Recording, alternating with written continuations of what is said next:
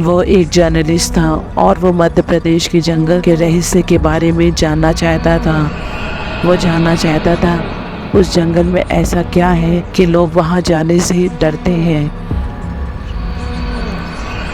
गांव के लोगों ने उसको बहुत रोका कि वहाँ मत जाओ, जो भी एक बार जाता है वो वापस नहीं आता है, लेकिन उसने किसी की बात नहीं सुनी। वो जंगल की ओर निकल पड़ा। अभी वो जंगल के बीचों बीच ही पहुंचा था कि उसने सामने एक काले कपड़े में खड़ी एक औरत को देखा।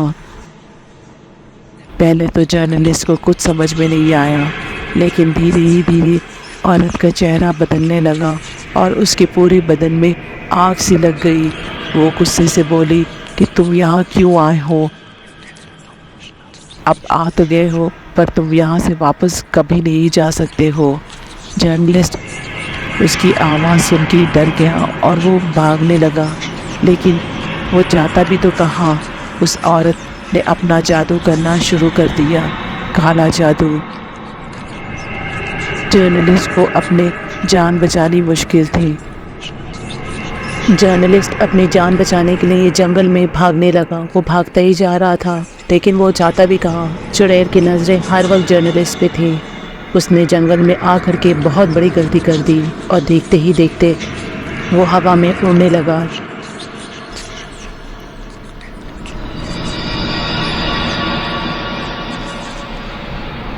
वो चिल्ला रहा था, चीख रहा था, मुझे बचाओ, मुझे बचाओ, लेकिन वहाँ उसकी आवाज़ सुनने वाला कोई नहीं था। और देखते ही देखते उसके पूरे बदन में आग लगने लगी। वो दर्द की वजह से चिल्लाने लगा, चीखने लगा, लेकिन वहाँ उसको कौन बचाने आता।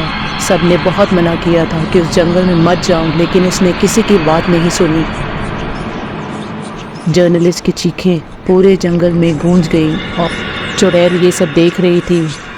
जर्नलिस्ट को यूं तड़पता देख करके चुड़ैल के चेहरे पे एक अजीब सी खुशी दिख रही थी और वो वापस मंदिर की ओर मुड़ गई। ऐसा लग रहा था जैसे कुछ हुआ ही नहीं और फिर जर्नलिस्ट को किसी ने कभी भी नहीं देखा। आखिर इस जंगल में ये चुड़ैल आए कहाँ से और ये कब से रह रही है? गांव वालों का जब एकमात्र सहारा ये जंगल ही है कमाने का, तो गांव वालों को इस चुड़ैल के बारे में पता कैसे चला? ऐसी कई बातें थी वो जर्नलिस्ट जानना चाहता था, लेकिन इन सवालों का जवाब ढूंढते ढूंढते उसको अपनी मौत का सामना करना पड़ा। तो चलते हैं आगे की कहानी की ओर और जानते हैं इस जंगल का रहस्य क्या है। हकीकत में आखिर इस रहस्यमय जंगल का राज क्या है और इस चुड़ैल का राज क्या है। जंगल का शापित रहस्य। मध्य प्रदेश के घने जंगलों के बीच एक छोटा सा गांव था जिसका नाम था सतपुरा। गांव के लोग जंगल के बेहद करीब रहते थे और उनकी जीवन शैली जंगल पर निर्भर थी। वे जंगल से लकड़ी, फल और शिकार के लिए जानवर भी प्राप्त करते थे। लेकिन जंगल के भीतर एक क्षेत्र था जिसे कोई भी पार नहीं करता था। इस क्षेत्र के पार एक पुराना मंदिर था जिसे भूतिया मंदिर कहा जाता था।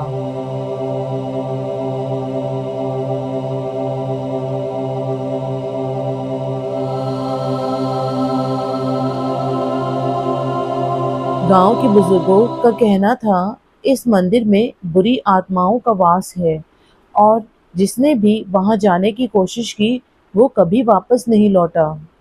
यह कहानी पीढ़ी दर पीढ़ी चली आ रही थी, लेकिन समय के साथ यह केवल एक डरावनी लोक कथा बनकर रह गई थी। गांव में 4 युवा, अर्जुन, मनीष, सीमा और राधा, बहुत साहसी और जिज्ञासु थे। वे बचपन से ही मंदिर की कहानी सुनते आए थे और अब उन्होंने ठान लिया था कि वे इस मंदिर का रहस्य जानकर ही रहेंगे। एक दिन जब पूरा गांव सो रहा था, उन्होंने तय किया कि वे उस रात उस जंगल के भीतर जाकर मंदिर का सच जानेंगे। रात के अंधेरे में जब गांव पूरी तरीके से शांत था, चारों चुपचाप अपने घरों से निकले और जंगल की ओर चल पड़े। अर्जुन के पास एक मशाल थी, जबकि मनीष के पास एक खंजर था। सीमा और राधा ने कुछ खाने पीने का सामान और कुछ औषधियाँ साथ ली। जंगल में घुसते ही उन्होंने अजीब अजीब सी आवाज़ें सुनाई देने लगी। कभी कभी हवा में फुसफुसाहट सी होती, तो कभी पेड़ों की सरसराहट, लेकिन वे चारों बिना डरे आगे बढ़ते रहे। पूरा जंगल खौफनाक आवाज़ों से गूंज रहा था। करीब 1 घंटे के सफ़र के बाद वे उस सीमा पर पहुँचे जहाँ से आगे जाना मना था। अब वापस लौट चलो, सीमा ने डरते हुए कहा। नहीं सीमा, अब तो हमें जाना ही होगा, अर्जुन ने उसे हिम्मत देते हुए कहा। चारों ने एक दूसरे का हाथ पकड़कर सीमा पार की और मंदिर के ओर बढ़ने लगे। मंदिर करीब आ रहा था और उनके दिलों की धड़कनें तेज होती जा रही थीं। अचानक अर्जुन को लगा जैसे किसी ने उसके कंधे पर हाथ रख दिया हो। उसने मुड़कर देखा, पर वहां कोई नहीं था। क्या हुआ अर्जुन? मनीष ने पूछा। कुछ नहीं, मुझे लगा कोई मेरे पीछे है, अर्जुन ने कहा। मंदिर का दृश्य और भी भयानक था। चारों ने मंदिर का दरवाजा खोला और अंदर दाखिल हो गए। अंदर बहुत अंधेरा था, सिर्फ चांद की हल्की रोशनी ही दिख रही थी। मंदिर के भीतर की दीवारों पर अजीब अजीब चित्र बने हुए थे और एक अजीब सी गंध फैली हुई थी। यह यहाँ बहुत डरावना है, राधा ने कांपते हुए कहा। तभी अचानक मंदिर के अंदर एक तेज आवाज हुई और दरवाजा खुद ब खुद बंद हो गया। चारों ने डरकर एक दूसरे को कसकर पकड़ लिया। तभी उन्हें एक बूढ़ी औरत का धुंधला सा अक्ष दिखा, जो मंदिर के भीतर एक कोने में बैठी हुई थी और रो रही थी।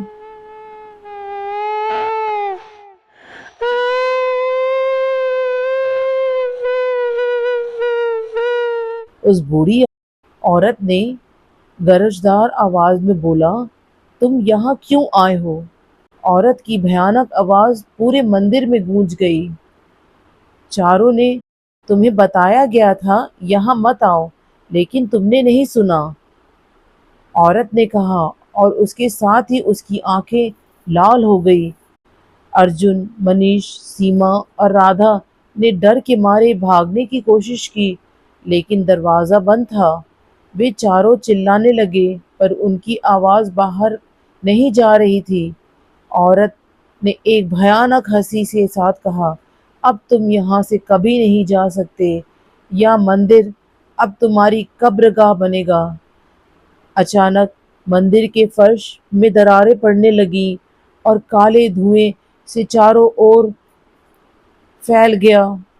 चारों ने एक अंतिम चीख मारी और फिर सब कुछ शांत हो गया, जैसे कि वहां कुछ हुआ ही ना हो। चारों तरफ सन्नाटा फैल गया। अगली सुबह गांव के लोगों ने देखा कि वे चारों घरों में नहीं हैं। उन्होंने जंगल में जाकर खोजने की कोशिश की, पर उनका कोई पता नहीं चला। उसके बाद किसी ने भी उस मंदिर की तरफ जाने की हिम्मत नहीं की। सतपुरा के लोग अब भी उस रात की घटना को याद करते हैं और कहते हैं कि जो भी उस मंदिर के पास जाता है वह कभी वापस नहीं आता। आज भी जब रात होती है, जंगल में उन चारों की चीखें सुनाई देती है और हवा में एक अजीब सी फुसफुसाहट गूंजती है जो कहती है, वापस मत आना। लेकिन इस घटना की जड़ें बहुत गहरी थी। सालों पहले एक दिन गांव में एक बूढ़ी औरत आई। लोगों ने तरस खा करके उसको गांव में रहने की जगह दे दिया, लेकिन उनको क्या पता था कि ये बूढ़ी औरत अपने साथ तबाही लेके आने वाली है। इस तरह दिन बीतने लगे। धीरे धीरे गांव के लोग गायब होना शुरू हो गए। लोग बहुत परेशान हो गए कि आखिर अचानक से लोग गायब कहाँ हो रहे हैं। तब गांव वालों ने मिलकर पता लगाया कि लोगों के गायब होने के पीछे इस शैतान औरत का हाथ है। वो उन लोगों को बलि देती है ताकि अपनी शक्ति दुगनी कर सके। लोगों ने मिलकर उसकी घर में आग लगा दिया।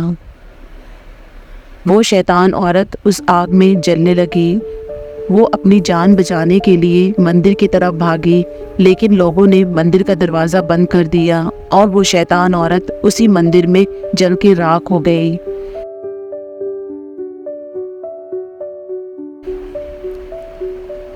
कहते हैं आज भी उस शैतान औरत की चीखें उस मंदिर से सुनाई देती है।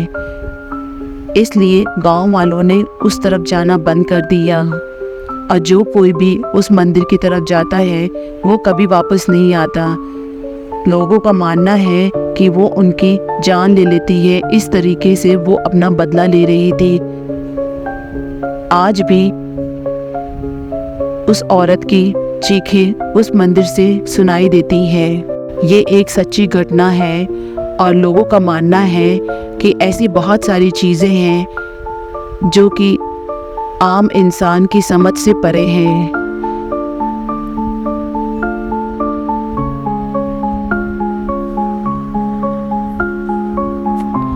अब इस पे कुछ लोग इन बातों पे विश्वास करते हैं, कुछ लोग इन बातों पे विश्वास नहीं करते हैं, लेकिन